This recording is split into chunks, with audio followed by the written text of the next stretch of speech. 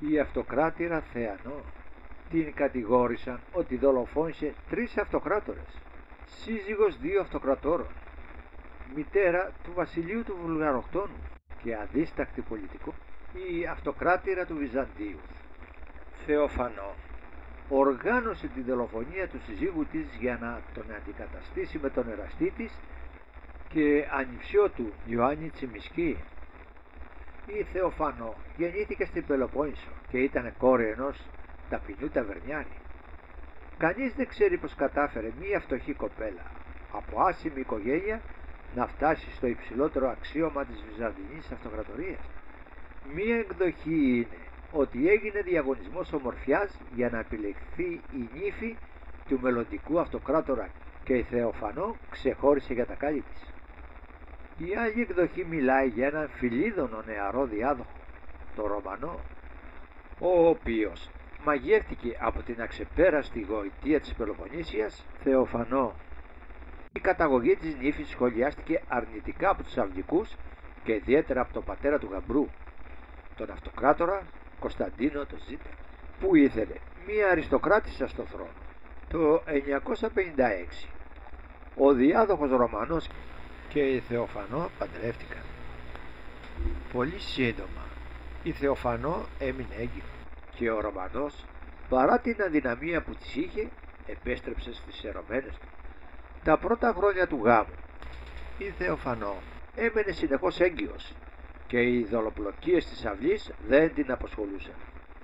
Όμως όταν πέθανε ο αυτοκράτορας το 959 οι αυλικοί κατασπάραξαν την ύφη του.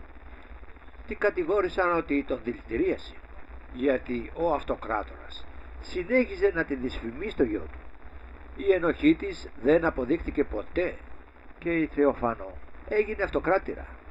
Στο πλάι του Ρωμανού που στέθηκε ελαίο Θεού αυτοκράτορας των Ρωμαίων, η νέα αυτοκράτηρα ασκούσε τεράστια επιρροή στον άντρα της, που δεν τον γοήτευε η πολιτική. Προτιμούσε να γλεντοκοπάει με ωραίες γυναίκες.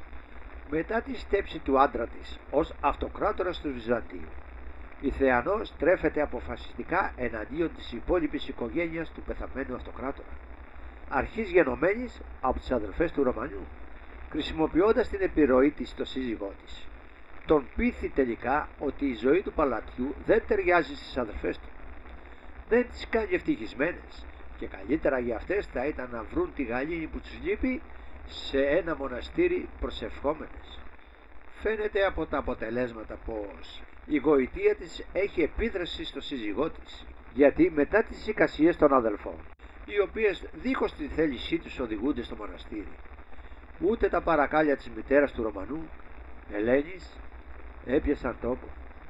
Έτσι, οι 5 κόρες του πιθανότατα δολοφονημένου Κωνσταντίνου του Ζήτα στέλνονται υπό την εποπτεία του Πατριάρχη Πολύευκτου σε μοναστήρι, όπου κουρεύονται και κλείνονται σε κελί φυλακισμένες κανονικά. Κατόπιν η Θεοφανό περιόρισε την πεθερά της Ελένη στα ιδιαίτερα διαμερίσματά της, αφήνοντας την να θρηνεί το χαμό του άντρα της και τη δυστυχία των κοριτσών της. Ο Ρωμανός όχι μόνο δεν προβληματιζόταν για τις πράξεις της συζύγου του, αλλά τη γέμιζε πλούτη αδειάζοντας το ταμείο του κράτους.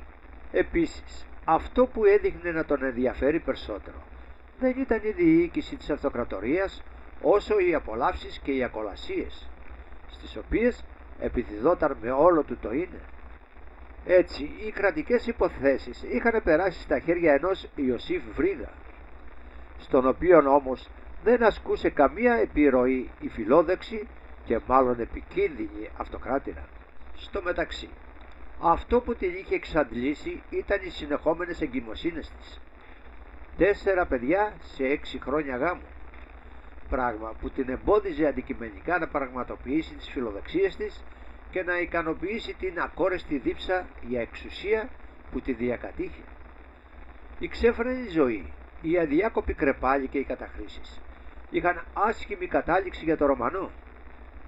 Το 963 ο αυτοκράτορας πέθανε σε ηλικία μόλις 26 ετών. Οι αιτίες του θανάτου από κάποιους αποδόθηκαν στο έκλειτο βίο, Ωστόσο, ο Λέων Διάκονος έγραψε ότι οι περισσότεροι υποψιάζονται ότι το δηλητήριο του το έδωσαν από το γυναικονίτη, φωτογραφίζοντας τη Θεοφανό. Για μία ακόμα φορά η Θεοφανό βρέθηκε στο στόχαστρο των αυλικών, οι οποίοι την μισούσαν. Φυσικά τη θεώρησαν ύποπτη για το θάνατό του, αν και δεν φαινόταν να έχει κανένα συμφέρον, αφού η απώλεια του Ρωμανού άφηνε την ίδια και τα παιδιά της απροστάτευτα σε ένα εχθρικό παλάτι. Η συμμαχία με τον ονό των παιδιών της, Νικηφόρο Φωκά, που κατέληξε σε γάμο. Ο πρωτότοκος γιος και διάδοχος του θρόνου, Βασίλειος, ήταν πολύ μικρός και οι ισχυρότεροι σύμβουλοι του νεκρού αυτοκράτορα εποφθαλμιούσαν το θρόνο. Ο μεγαλύτερος αντίπαλος της Θεοφανούς ήταν ο ευνούχος Ιωσήφ Βρύγας, αλλά η πανούργα αυτοκράτηρα βρήκε τρόπο να τον αντιμετωπίσει. Επανέφερε στο παλάτι τον σκληροτράχυλο στρατηγό Νικηφόρο Φωκά, ο οποίος μόλις είχε ολοκληρώσει με επιτυχία την εκστρατεία στη Κρήτη και ήταν φοβερά αγαπητός στο λαό. Ο Φωκάς στέφθηκε αυτοκράτορας στη Κεσαρία και μπήκε φριαβευτής στην Κωνσταντινούπολη, όπου κυβερνούσε άτυπα ο Ιωσήφ Βρύγας. Μετά από αιματηρές οδομαχίες, ο Φωκάς εδραίωσε την κυριαρχία του και νυμφεύτηκε την αυτοκράτηρα Θεοφανό. Ο γάμος τους προκάλεσε τεράστιο σκάνδαλο, γιατί ο Φωκάς ήταν πνευματικός πατέρας των δύο γιών της Θεοφανούς και η συγγένεια θεωρούνται πολύ στενή για γάμο. Ο Πατριάρχης, πολύ ευκτός, που μισούσε τη Θεοφανό και ήθελε να τη ξεφορτωθεί με κάθε τρόπο, εκμεταλλεύτηκε την ευκαιρία για να εμποδίσει το γάμο. Αφόρησε το Φωκά και αρνούταν να ευλογήσει τη βασιλεία του, όσο βρισκόταν στο πλευρό του η Θεοφανό. Ο Φωκάς ξεμπέρδεψε με τον Πατριάρχη όταν δύο μάρτυρες ορκίστηκαν ότι ο Φωκάς δεν ήταν ο νονός των παιδιών της Θεοφανούς. Η δολοφονία του Νικηφόρου Φωκά με συνεργό τον εραστή της Θεοφανούς, Ιωάννη Τσιμισκή. Ο Φωκάς ήταν η λύση ανάγκης σε μια κρίσιμη περίοδο στη ζωή της Θεοφανούς. Όταν η κατάσταση εξομαλύνθηκε, η Θεοφανό άρχισε να παρατηρεί τα ελαττώματα του νέου συζύγου της. Ήταν πολύ μεγαλύτερός της, υπερβολικά σοβαρός και τραχής χαρακτήρας. Ο στρατηγός ήταν συνηθισμένος στην πειθαρχία και στη λιτότητα του στρατού. Κοιμόταν στο πάτωμα και φορούσε ένα χοντρό μάλινο πουκάμισο μέσα από τα ρούχα του, που του έκδερνε το δέρμα ως τιμωρία για τις αμαρτίες του. Η θρησκοληψία του δεν ταιριάζε εύκολα με τα ήθη της γυναίκας του. Η Θεοφανό μπορούσε να παραβλέψει τις παραξενιές του στην προσωπική του ζωή, αλλά δεν ανεχόταν την ανικανότητά του στη διακυβέρνηση της αυτοκρατορίας, που προκαλούσε τεράστια λαϊκή δυσφορία. Ο στρατηγός απεδείχθη ακατάλληλος αυτοκράτορας και η Θεανό, για να μην ευθύρεται ο θρόνος στο παιδιό της, αποφάσισε να τον αντικαταστήσει με τον ανιψιό του, Ιωάννη Τσιμισκή, που ήταν και εραστής. Το βράδυ της 10ης Δεκεμβρίου του 969, ο Τσιμισκής έφτασε στην Κωνσταντινούπολη αφού διέσχισε το Βόσπορο μέσα σε τρομερή καταιγίδα. Η Θεοφανό έφυγε νωρίς από την κρεβατοκάμαρά του και άφησε την πόρτα ξεκλείδωτη. Λίγες ώρες μετά μπήκε κρυφά στο δωμάτιο ο Τσιμισκής με τους άντρες του και σκότωσαν τον αυτοκράτορα. Η Θεοφανό συμμετείχε στη δολοφονία υπό την προϋπόθεση ότι ο νέος αυτοκράτορας Τσιμισκής θα την παντρευόταν για να συνεχίσει τη βασιλεία της. Όμως ο μεγάλος εχθρός της, ο Πατριάρχης πολύ εύκτος, επανήλθε δρυμύτερος.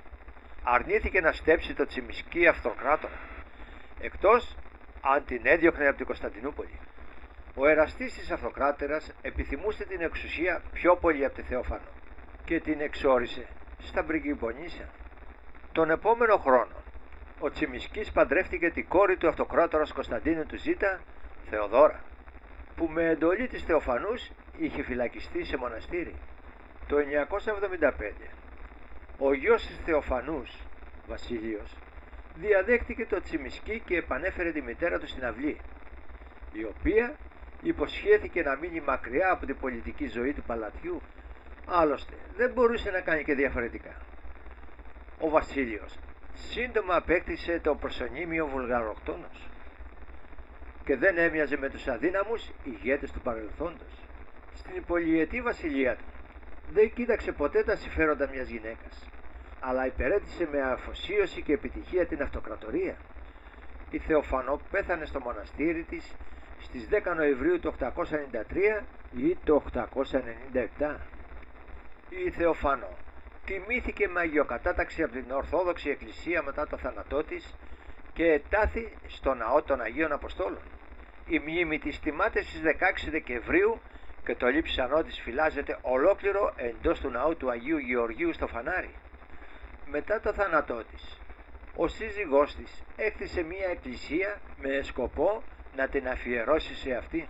Όταν αυτό απογορεύτηκε, αποφάσισε να την αφιερώσει στους Αγίους Πάντες, έτσι ώστε αν η σύζυγός του αξιοποιούταν, να τιμάται και αυτή την ημέρα της μνήμης της.